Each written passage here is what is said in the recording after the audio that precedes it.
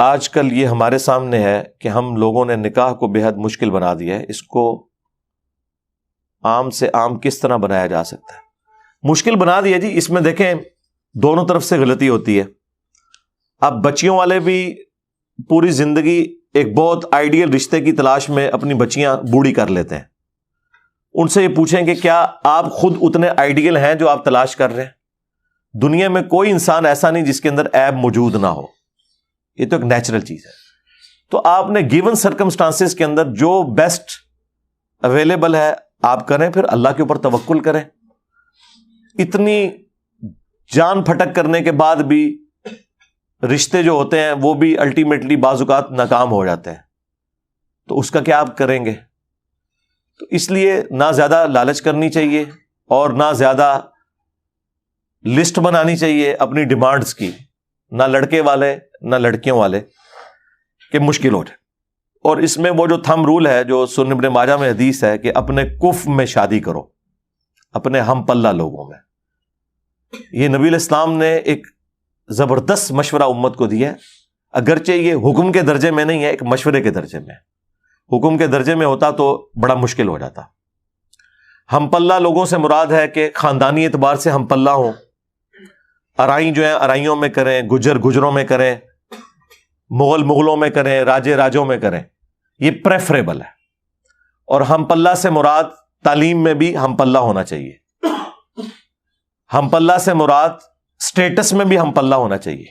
یہ بہت سخت ظلم ہے کہ آپ ایک ایسی بچی کو جو پوری زندگی ایک آسائش کی زندگی گزار رہی ہے اسے ایک جھونپڑی میں بیاہ کے لے آئیں اور اسے آپ حدیثیں سنائیں کہ اللہ کے نبی چٹائی پہ بیٹھتے تھے. یہ اسلام میں ایسا کرنے کی کوئی اجازت نہیں ہے. تو اپنے لیول کے جو لوگ ہیں ان میں شادی کریں تو بعد میں بھی اچھے طریقے سے نبھتی ہے. جن لوگوں نے بہت اونچے خاندانوں میں شادیاں کر لی ہیں بعد میں ان کے خرچے ہی پورے نہیں ہوتے. اتنی رشتہ داریاں انہیں نبھانی پڑتی ہیں اور اپنی ناک کی حفاظت کی خاطر وہ جو لینے دینے میں اتنا کچھ خرچ کرنا پڑتا ہے کہ بعض اوقات وہ لوگ مقروض ہو جاتے ہیں. تو جو انہوں نے پہلے دن غلطی کی تھی نا کہ اونچی جگہ ہاتھ ڈالا تھا, اس وقت تو وقتی طور پہ کوئی نفع حاصل کر لیا اور بعد میں پوری زندگی ذلیل ہوتے ہیں. اور پھر وہ عورت بھی اس مرد کو اپنا غلام ہی سمجھتی ہے اس حوالے سے کہ تو بڑے لوور سٹینڈرڈ کا تھا, میں نے تیرا رشتہ میرے ماں باپ نے ایکسیپٹ کر لیا, اور وائس ورثہ بھی کر لیں. تو اس لیے ہم پلہ لوگوں میں شادی کرنی چاہیے, اسی میں فائدہ ہے. بخاری مسلم میں حدیث ہے نا کہ عورت سے 4 وجوہات کی بنا پر نکاح کیا جاتا ہے. اس کے حسب نسب کی وجہ سے, اس کی خوبصورتی کی وجہ سے, اس کے مال کی وجہ سے, اور اس کی دینداری کی وجہ سے. اور پھر نبی علیہ السلام نے فرمایا اللہ کے بندو دینداری کو دیکھا کرو. پہلے نمبر پہ یعنی دینداری کو دیکھو. یہاں کوئی دینداری نہیں دیکھتا. دینداری زیادہ زیادہ لوگ یہ دیکھ لیتے ہیں کہ یار یہ بچہ شریف ہے, چاہے نماز نہ پڑھتا ہو وہ سمجھتے ہیں شریف ہے. اس سے بڑا بدماش کون ہے جو نماز نہیں پڑھتا؟ اندازہ کریں یہ بچہ بہت شریف ہے. نماز نہ پڑھے وہ شریف ہے. یہ بات الگ ہے کہ نماز پڑھنے والے بھی بدماش ہوتے ہیں, وہ ایک الگ سے چیز ہے. تو دینداری دیکھی جائے. اسی طریقے سے بچے والے جو ہیں وہ بچیوں کے اندر دینداری دیکھیں پہلے نمبر کے اوپر. تعلیم دیکھیں, تربیت والا معاملہ دیکھیں, اور اس کے بعد لڑکی سے پہلے لڑکی کی ماں کو دیکھیں کہ وہ کیسا سلوک کر رہی ہے اپنے خاوند کے ساتھ, کیونکہ یہ چیزیں پھر آگے ٹرانسفر ہوتی ہیں. تو یہ ساری وہ چیزیں جو دیکھنا ضروری ہے.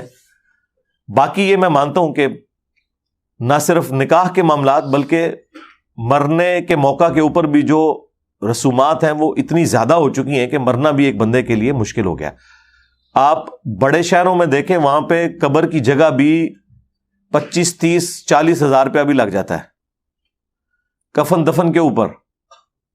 پلس جو مہمان آ کے بیٹھے ہوتے ہیں انہیں کھانا کھلانے میں اب تو کوئی آر محسوس نہیں کرتا. اب تو دیگیں آتی ہیں جی سیدھی سیدھی, کیونکہ دیگ کے بغیر تو کام چلتا ہی نہیں ہے.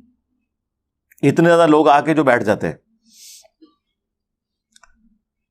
40ویں کے اوپر باقاعدہ جس طرح شادی کے کارڈ چھپتے ہیں اس طرح کارڈ چھپنے شروع ہو گئے. یہ تو شکر ہے اب سوشل میڈیا ہے, تو اب اشتہارات سے سوشل میڈیا کے اوپر پوسٹیں شیئر کروائی جاتی ہیں. ادروائز کارڈز اخبارات کے اندر بڑے بڑے اشتہارات چھاپنا, فلاں کی رسم چہلم ہوگی 40واں اس کے مرنے کے اوپر, یہ ایک عام روٹین امیر لوگوں میں بن چکی ہوئی تھی. تو یہ سارے کے سارے معاملات حقیقت بات ہے کہ بہت زیادہ الارمنگ ہے.